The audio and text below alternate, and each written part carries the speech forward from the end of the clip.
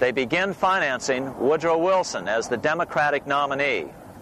As respected historian James Perloff put it, Wall Street financier Bernard Baruch was put in charge of Wilson's education.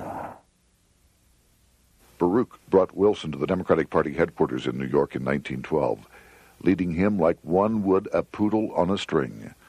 Wilson received an indoctrination course from the leaders convened there. So now the stage was set. The money changers were poised to install their privately owned central bank once again. The damage President Andrew Jackson had done 76 years earlier had been only partly repaired with the passage of the National Bank Act during the Civil War. Since then, the battle had raged on across the decades. The Jacksonians became the Greenbackers, who became the hardcore supporters of William Jennings Bryan.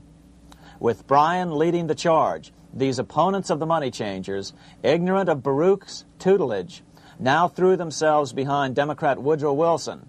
They and Bryan would soon be betrayed.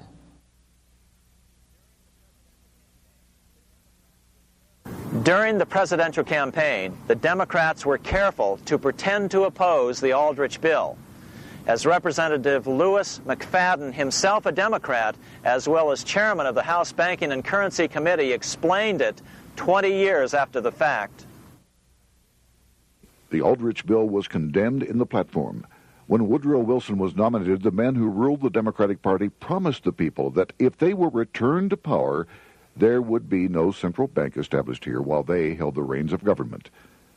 13 months later, that promise was broken, and the Wilson administration, under the tutelage of those sinister Wall Street figures who stood behind Colonel House, established here in our free country the worm-eaten, monarchical institution of the King's Bank, to control us from the top downward and to shackle us from the cradle to the grave. Once Wilson was elected, Morgan, Warburg, Baruch, and company advanced a new plan, which Warburg named the Federal Reserve System. The Democratic leadership hailed the new bill, called the Glass-Owen Bill, as something radically different from the Aldrich bill. But in fact, the bill was virtually identical in every important detail. In fact, so vehement were the Democratic denials of similarity that Paul Warburg, the father of both bills, had to step in to reassure his paid friends in Congress that the two bills were virtually identical. Brushing aside the external differences affecting the shells, we find the kernels of the two systems very closely resembling and related to one another. But that admission was for private consumption only. Publicly, the money trust trotted out Senator Aldrich and Frank Vanderlip, the president of Rockefeller's National City Bank of New York and one of the Jekyll Island Seven, to oppose the new Federal Reserve System. Years later, however, Vanderlip admitted in the Saturday Evening Post that the two measures were virtually identical. Although the Aldrich Federal Reserve Plan was defeated when it bore the name Aldrich, nevertheless, its essential points were all contained in the plan that finally was adopted.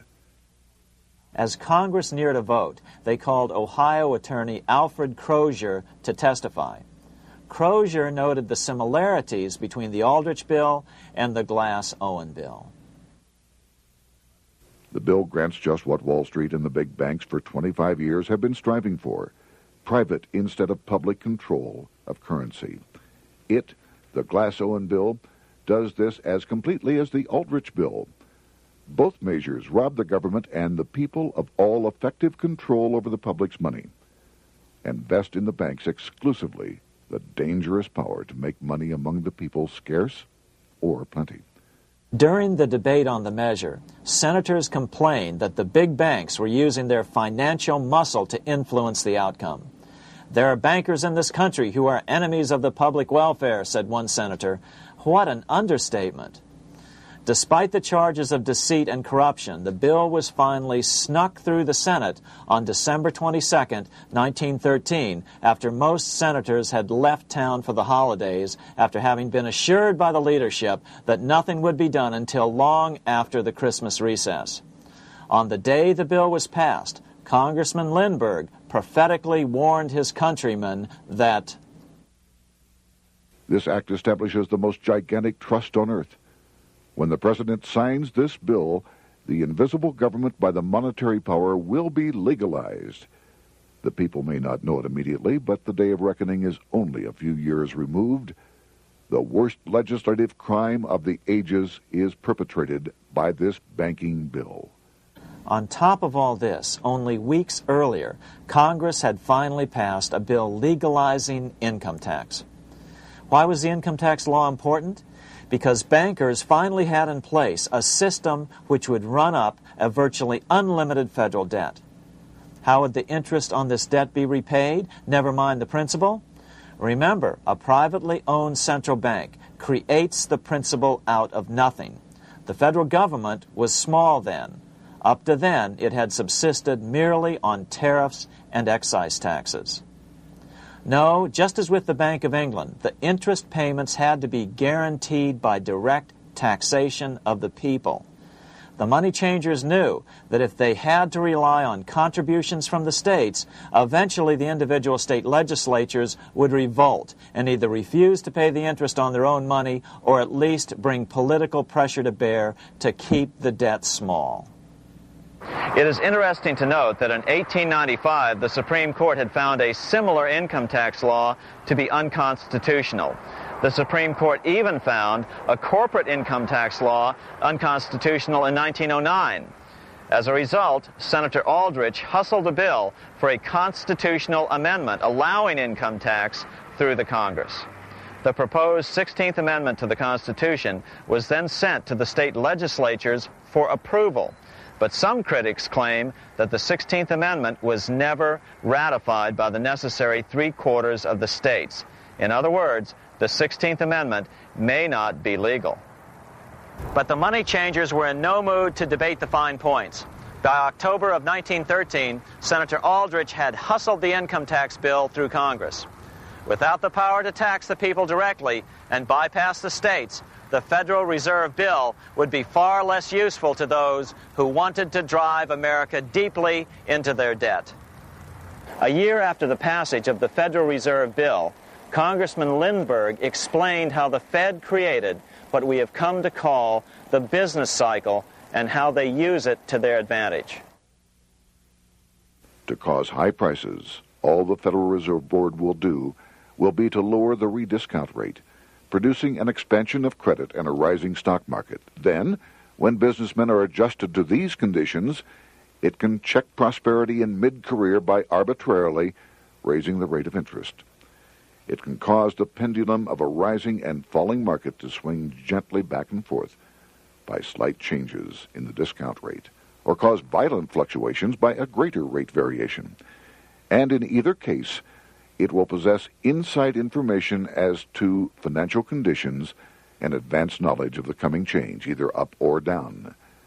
This is the strangest, most dangerous advantage ever placed in the hands of a special privileged class by any government that ever existed.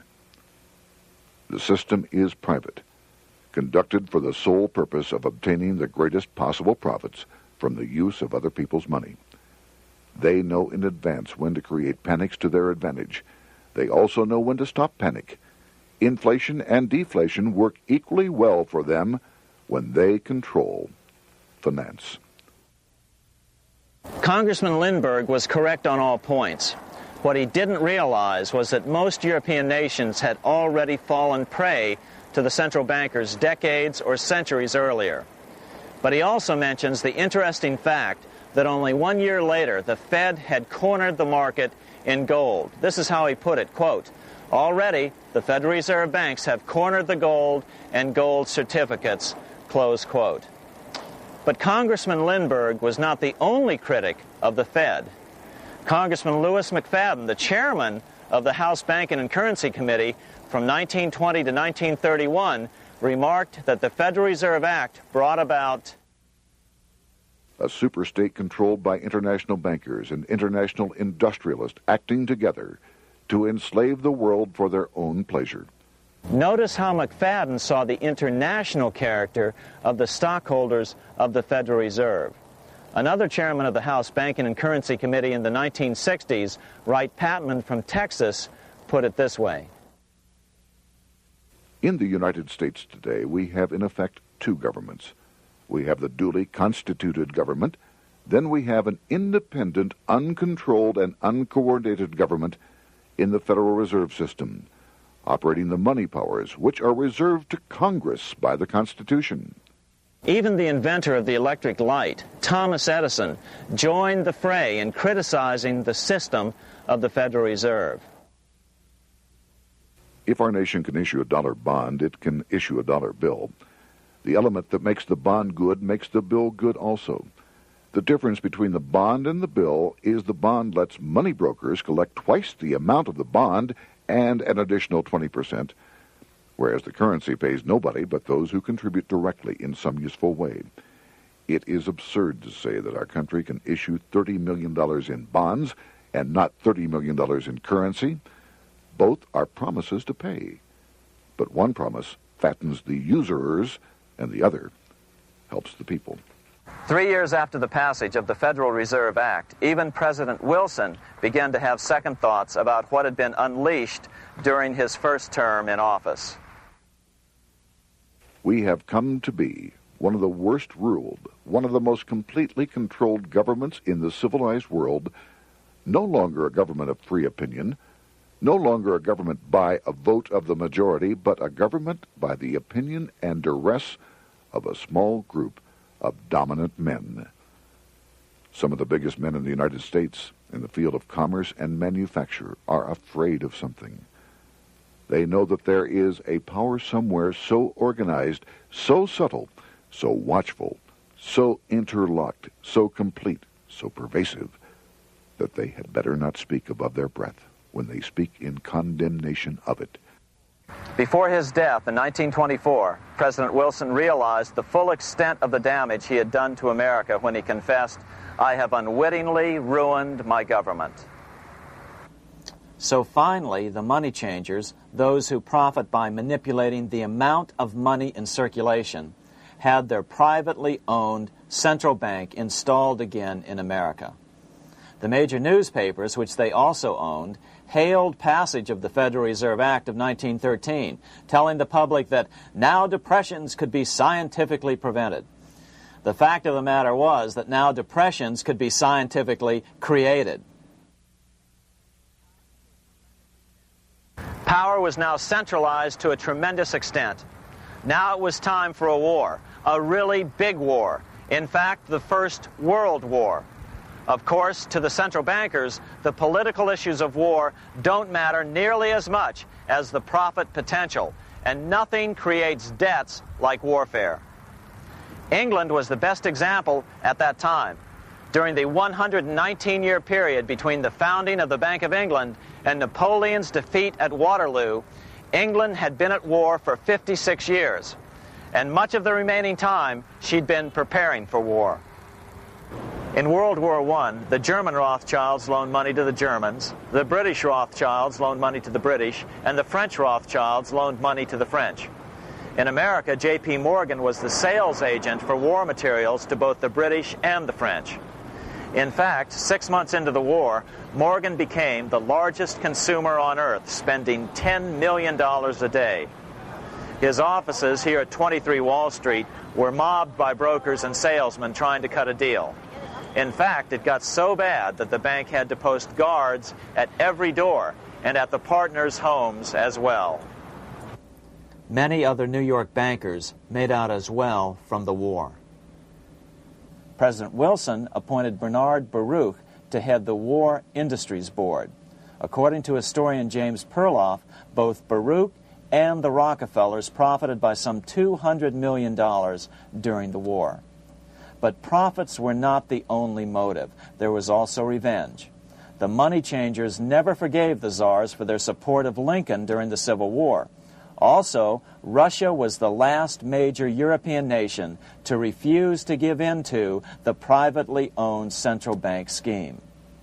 3 years after World War I broke out, the Russian Revolution toppled the Tsar and installed the scourge of communism. Jacob Schiff of Kuhn Loeb and Company bragged from his deathbed that he had spent $20 million towards the defeat of the Tsar. Money was funneled from England to support the revolution as well.